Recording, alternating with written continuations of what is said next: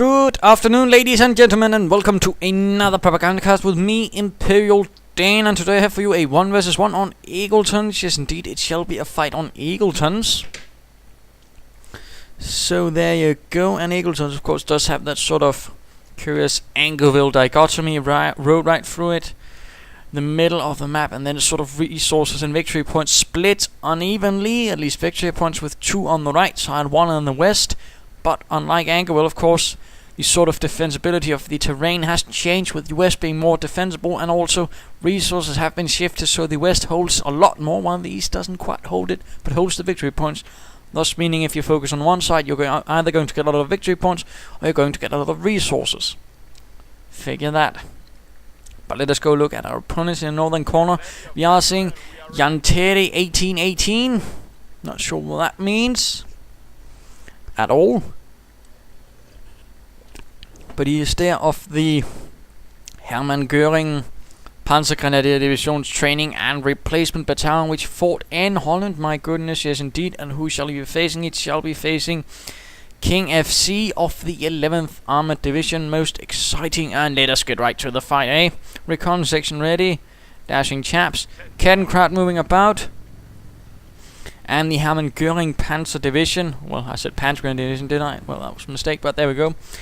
Was a elite Luftwaffe division. It was in fact the only Panzer division the Luftwaffe actually managed to put together. Later on, it was actually expanded to an entire corps.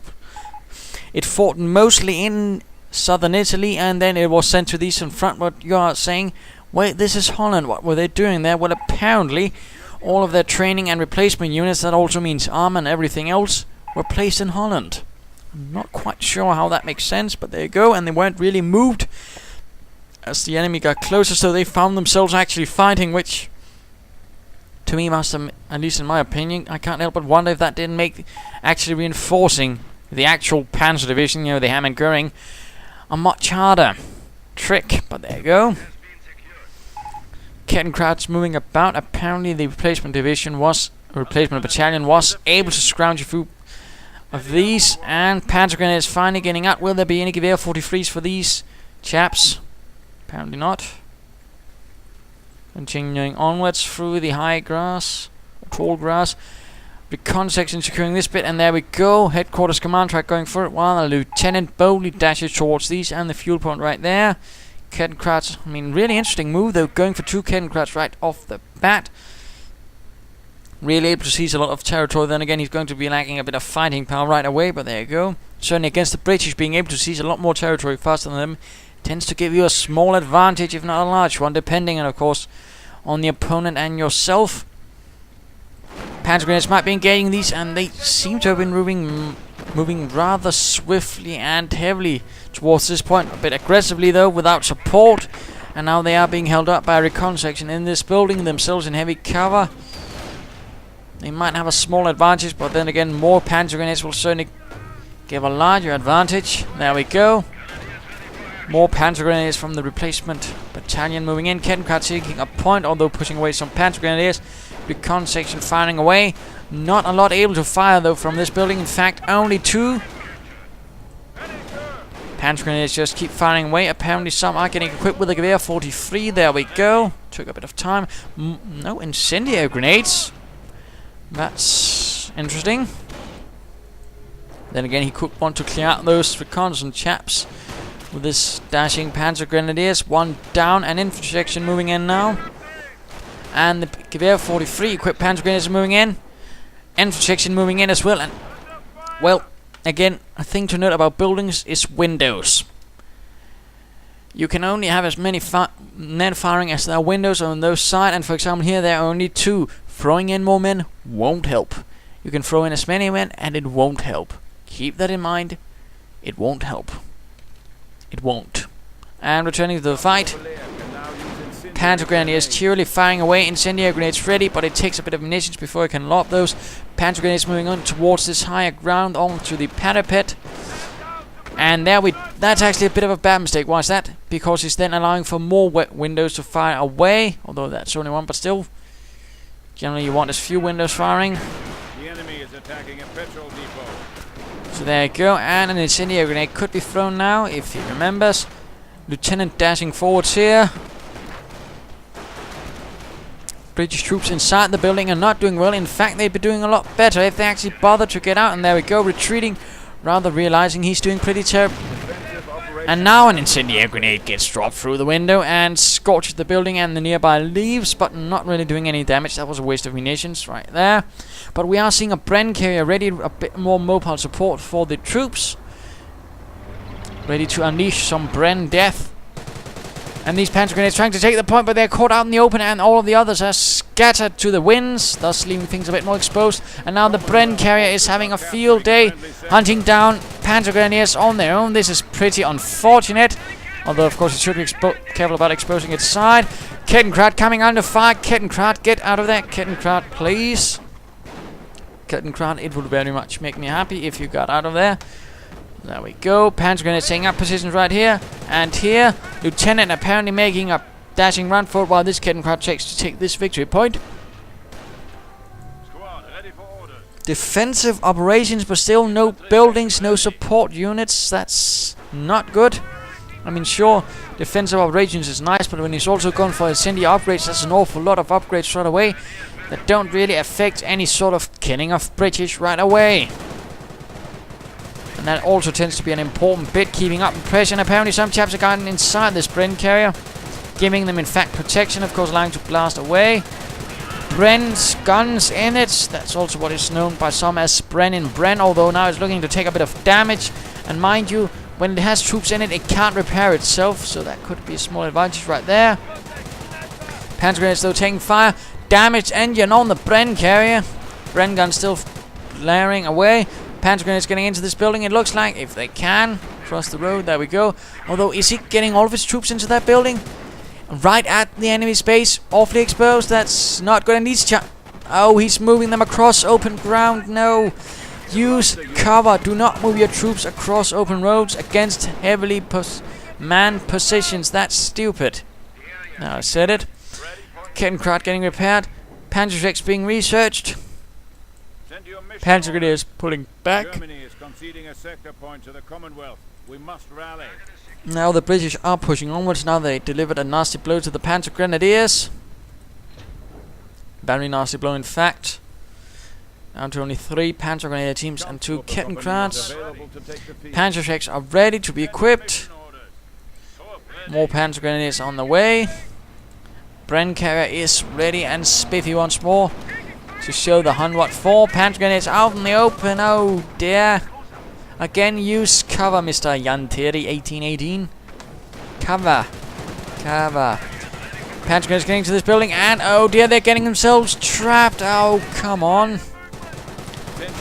I mean, unit preservation, of course, knowing when to run also involves knowing when not to stick your troops in a building. That usually involves when they're low on health, and when leaving then afterwards, meaning it has to get right in front of all those nasty chaps, and of course losing it instantly. And that's the point when you don't send them into a building. So there you go. Lots of fire being unleashed. Panzer grenades moving out of the cover again, right into the line of fire right here. Incendiary grenades being thrown. Apparently these chaps barely make it, but these, oh dear, will they? That was incredibly lucky. Apparently used those to sort of distract, but still, that could easily have ended up into Panzer Grenadier teams lost and a game over right there. Right away. Nothing else going on for the moment. All quiet. The enemy is seizing our territory. And once more, he seems to be sending in his troops piecemeal. That is not good at all. Again, a rule of thumb is never send your troops in piecemeal against larger forces. So not when they involve Bren carriers filled with Bren carrying troops. That's in fact 3 Bren guns in 1 Bren carrier. Opening up, and looks like some of these chaps are dying, but so are the Panzer Grenadiers, and that's not really a good exchange. Gewehr 43 equipped chaps moving in, but they're going to really be taking a deluge of fire from this Bren carrier and its Bren gunners. More British troops are moving in. More Bren guns, in fact. That's Brentastic. Panzer Grenadier with Panzer are moving in. Lots of Panzer going about. Bren carrier taking an awful hit. Very low on health. And these Bren gunners are advancing across open ground. But no, these Panzer wielding Panzer Grenadiers are moving across open ground and are getting gunned down against 2 Bren gun teams. Again, You do not want to be advancing against troops in open cover, in particular when they have automatic weapons. If this is too hard for you to remember, write it on your hands or something, or at least imagine yourself in a situation where there are a lot of troops with automatic weapons. Would you be moving across an open road? If the answer is yes, you failed. If the answer is no, congratulations, now get your troops into bloody cover, you bloody fool. Moving onwards. Panzer X troops ready inside there. Panzer Grenadiers advancing through the south. And these Panzer X troops are taking awful heavy losses, getting out of the postal office, retreating. These chaps are getting suppressed by a suppressive volley, but now getting up again. One is down, and they're moving out of cover to use an incendiary grenade. One thing to note about incendiary grenades: yes, they are grenades, but they are not hand grenades. They're not the sort of thing to kill instantly. They damage over time. It's the sort of thing to deny cover. Get them out of cover. Get them out of buildings. It's not to be used against troops out in the open who might as well just instantly move away. That's bad. Keep that in mind. Onwards. Panzer Grenadiers retreating. Kettenkraut sneaking about here. Taking fire from the lieutenant. Panzer Grenadiers getting ready, getting reinforced. And looks like these chaps are mucking about right here. Not doing much. Bren carrier advancing slowly for King George, while Kettenkraut is pushing onwards in the east. Good show there, at least using his Kettenkraut to really keep the pressure, harass, be nasty.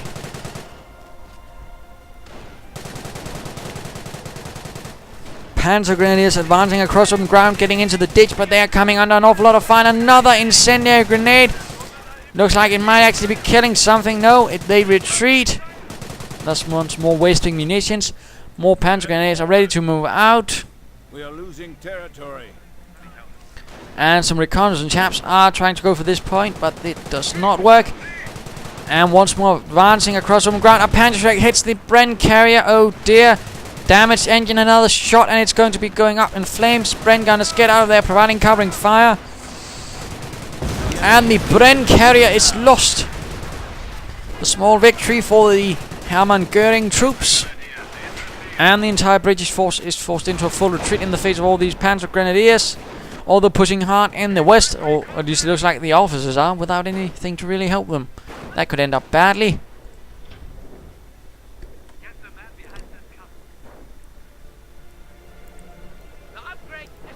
Interestingly, there's been no further structure for Jantteri and his troops. And let us go have a look at kingFC. What is he up to? Right, that cheeky British devil. Headquarters command truck is ready. Troops getting reinforced. Going for this strategic point. Panzer Grenadiers slowly advancing. Looks like some Panzer Grenadiers are retreating with more Panzer X, it seems. And looks like a Stuart is ready. Stuart light tank from a reconnaissance battalion, most likely. That's going to put some pressure on those Panzer Grenadiers. Numerous getting into this building. Again, I'm not entirely sure if we learned anything from the sort of exchange right here. And those British are certainly going to be able to bear down a lot of fire on the Panzer Grenadiers. Lots of Bren guns, lots of everything. In fact, those Panzer Grenadiers are taking quite a bit of damage. And the Stuart moving in the north, forcing back further Panzer Grenadiers. Yeah, those Panzer Grenadiers are moving in to deal with the infantry. Why on earth is he doing that? They can't. And he's doing it to lob up incendiary grenade, and he's loose. There was nothing to be achieved at that. Why on earth did he do that? I have no idea. He shouldn't have been doing that. I mean, if you know there's a Stuart right around there, why move away your Panzer troops to throw a bloody incendiary grenade? It's useless. Again, incendiary grenades are not hand grenades. They're incendiary grenades. They do damage over time. We're down to 300 and they're not going to work as hand grenades no matter how many times you throw them and wish for them to work like hand grenades. They don't. It doesn't work like that. Panzer Grenadiers getting ready to advance out war once more. More Panzer Grenadiers apparently getting ready. Although I suspect some of them are cursing at Jantteri a bit at the moment a bit. And it's sort of curious tactical decisions. We are seeing a casualty clearing station up. That's good. Sappers are also ready. Also good.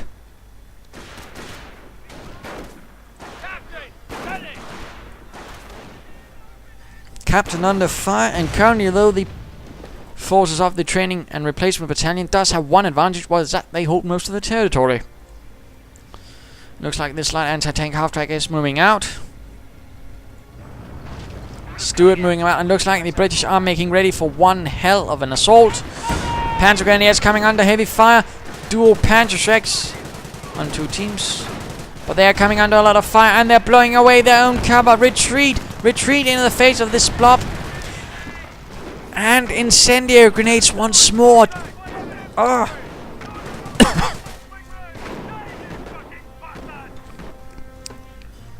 Again, and I must stress this, incendiary grenades are not hand grenades. I repeat, they are not. Panzer grenades advancing towards from the north. Taking quite a bit of fire. Stuart also charging in. Oh dear. Exposing its rear, that's a bit unfortunate. Panzer grenade down, will have to retreat. There we go, leaving only one team, which might as well also retreat. Light anti-tank half-track though nearby, ready to provide some support. Could use some focus fire on those British chaps, that could be good.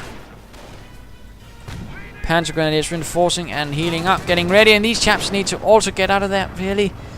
Why didn't he just retreat them instead of just trying to... Not an engagement that actually got him anything. And looks like both forces going down. Nothing is in fact going on. So let us speed things up a bit. Looks like the British are making for an assault. Does not look like there was any focused fire. It did not hit anything. Panzer Grenadiers up to something, but what is that? I don't know. Both was almost ready. There we go. Panzer Grenadiers taking fire. Something is on the way from the Panzer Support Command. Stuart moving about. Sappers getting Piats. Might be expecting some armor. Of course, with their Panzer Support Command, we could be seeing a Panzer IV or a Hotchkiss. Kettenkrad is going to be lost. Tragic, but that is so. The Stuart moving in, knocking it out. Leaving behind only one Kettenkrad, some Panzer Grenadiers, and apparently these Panzer Shakers are smucking about right there. For what reasons, though, I do not know.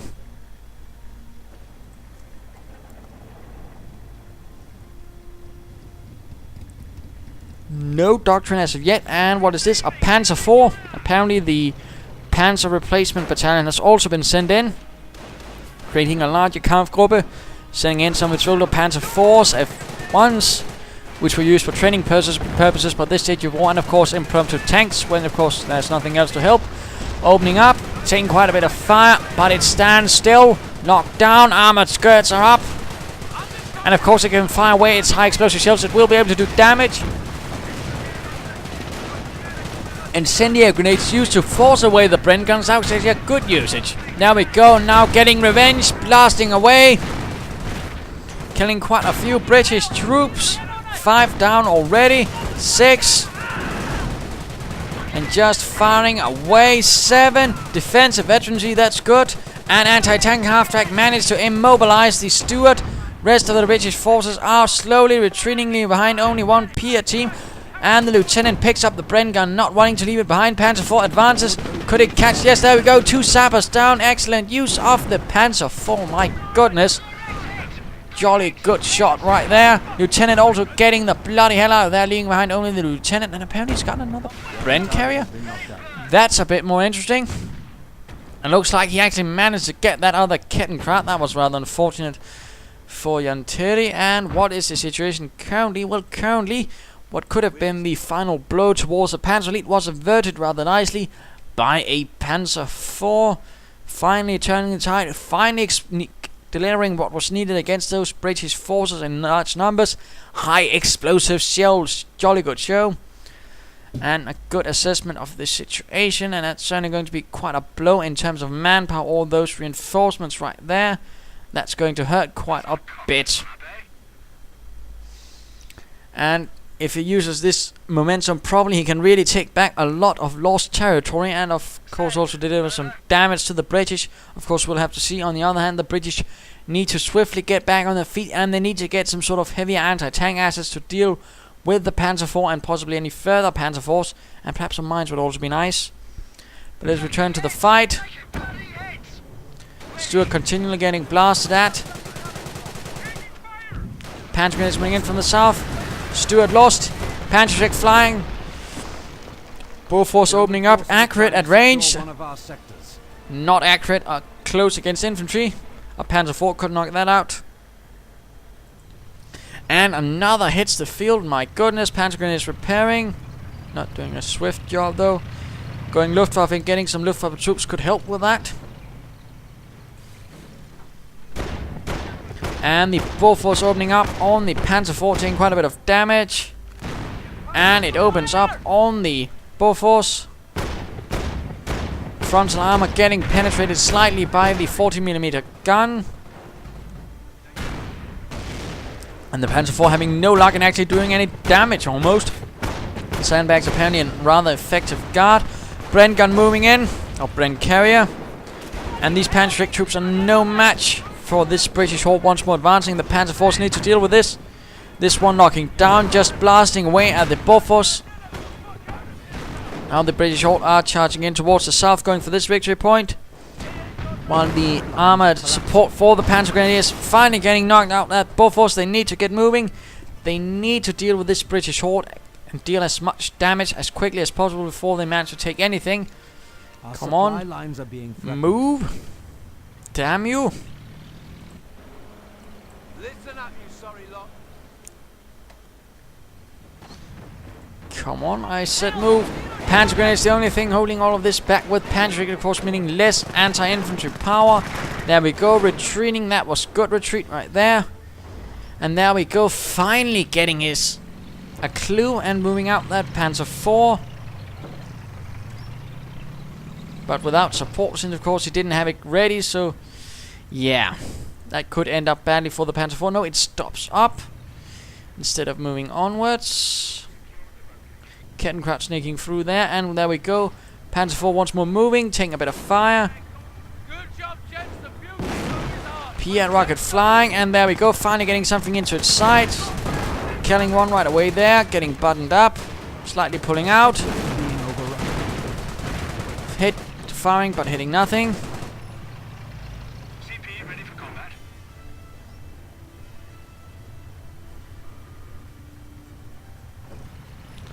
And looks like the second Panzer IV is moving in. For the kill, perhaps? I'm not sure, we'll have to see. There we go. Both Panzer IVs are now ready.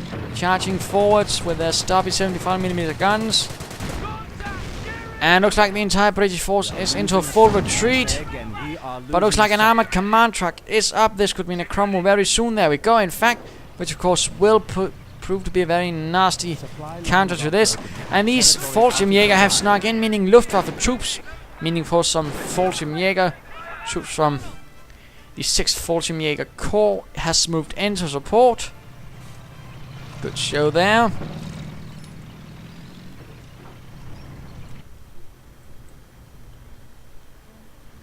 And also quiet. What is this? The Panzer force moving in against the base. This rather clumped up large force of British troops getting buttoned down. And there we go, opening up, doing quite a bit of damage to all of these tightly bundled up British troops. Cromwell though is ready. Of course the German commander doesn't know that, and it has returned him in fact. As his Panzer force are currently enjoying themselves. The Cromwell approaching in the distance. And apparently deciding he's gotten enough, but no. The Cromwell doesn't want to stop playing. Now Panzer Grenadiers advancing, but they can't defend themselves against the Cromwell. Retreat! Oh dear, I said retreat, not slightly move away. Anti-tank half-track ready, Panzer X moving in. Supply lines are broken. But shall it be enough against the Cromwell? I'm not entirely sure.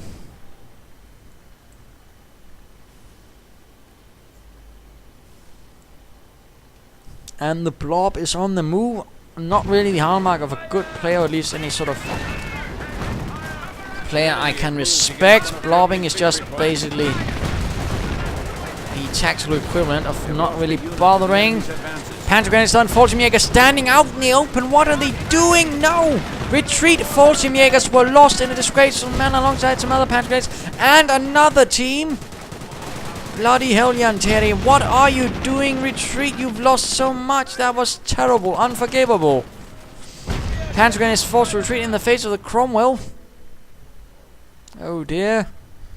Now all things looking very quiet. Some Panzer Grenadiers sneaking by here. Opening up on this field support truck, but they will soon be dealt with by the Commonwealth. Panzer Shrek left behind, but not picked up. And barely any infantry left.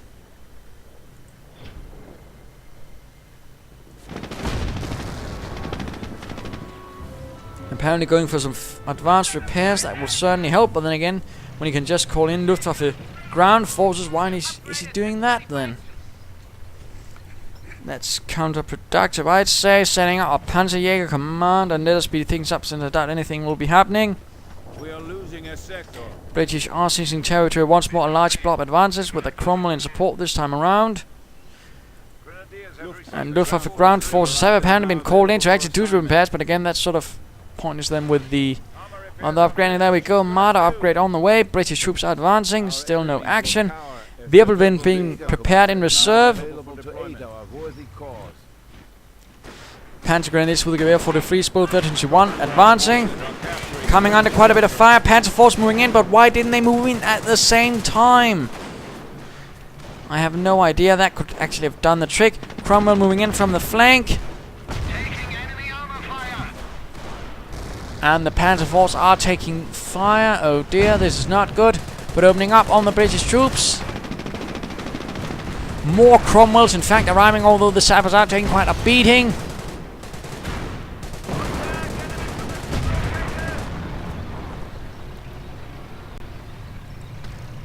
Panzer Grenadiers are retreating, and a Marder 3 is on the way. Panzer Force desperately finding a way. There's low velocity guns at the Cromwells, but the shells simply cannot penetrate the frontal armor of the Cromwell. Anti-tank half-tank could do something, will it? No. Although it looks like the British blob might move in, setting upon it like a wild pack of barbarians. And the engine is destroyed on the Cromwell, and oh dear, this anti-tank half-tank will be lost, but the Marder 3 arrives, opening up on the Cromwell. The Cromwell escapes behind the bocage. Luftwaffe troops are repairing, and no, that was the anti-tank half-tank. And why is he moving in the Marder 3 at the forefront? It won't actually be able to keep up. Oh dear. Keep them at range, not up close. And preferably against behind infantry.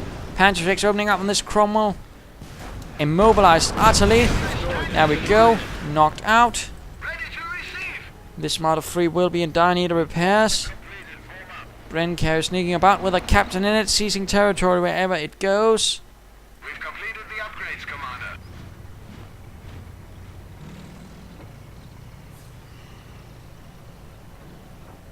Panther battle group getting research, and again nothing is happening. Not really good at all.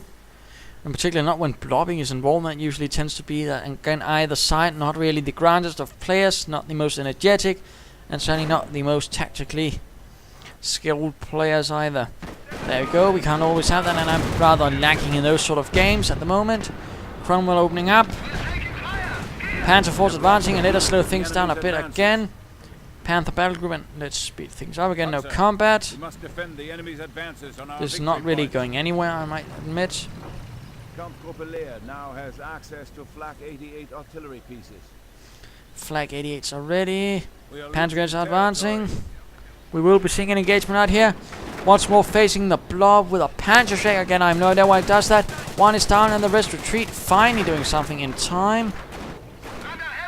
And Bren carrier going up against two Panzer Force. That will end up very badly for the Bren carrier, even with a captain firing his Webley revolver. Heavy damage to the Bren carrier, and the Panthers are called in. Apparently getting a bit of support from a nearby Panzer Brigade as well. Luftwaffe troops standing out in the open against Cromwells. Why is he doing that? They can't do anything. Retreat! That was just wasteful. That was terrible without a point. Panthers moving in, arming up on the Cromwells, doing terrible damage. Panzer Force need to deal with infantry, clearing out the Panthers and protecting them. But why is he then having... There we go. Shifting them about so the Panzer Force can deal with infantry while the Panthers deal with the Cromwell.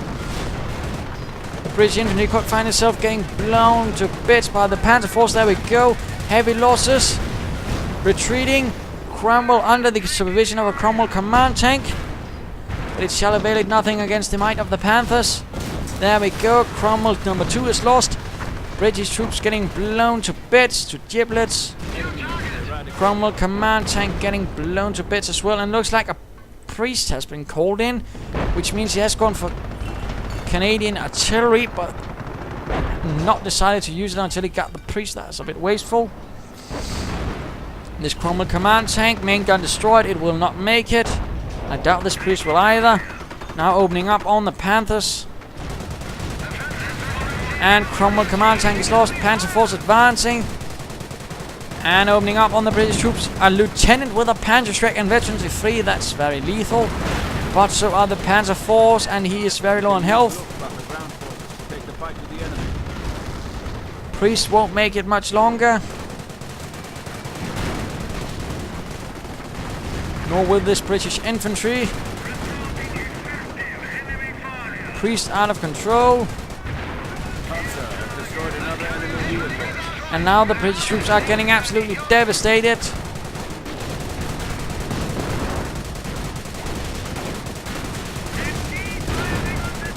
And yeah, I don't think he's going to be turning this around.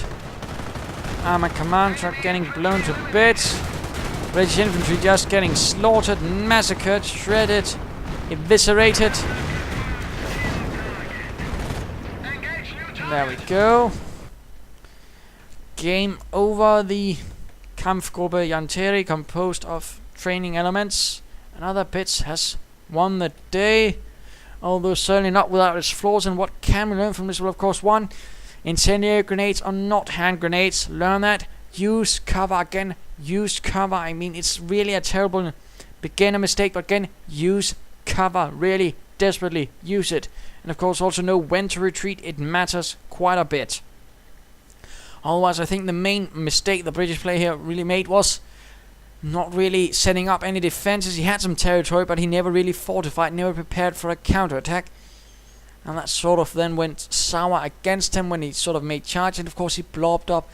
Don't blob up. It might seem like a great way, but against a competent player or even a skilled one, he's going to use it against you and do terrible damage like he did there. So don't blob, and it just is so very dull to look at.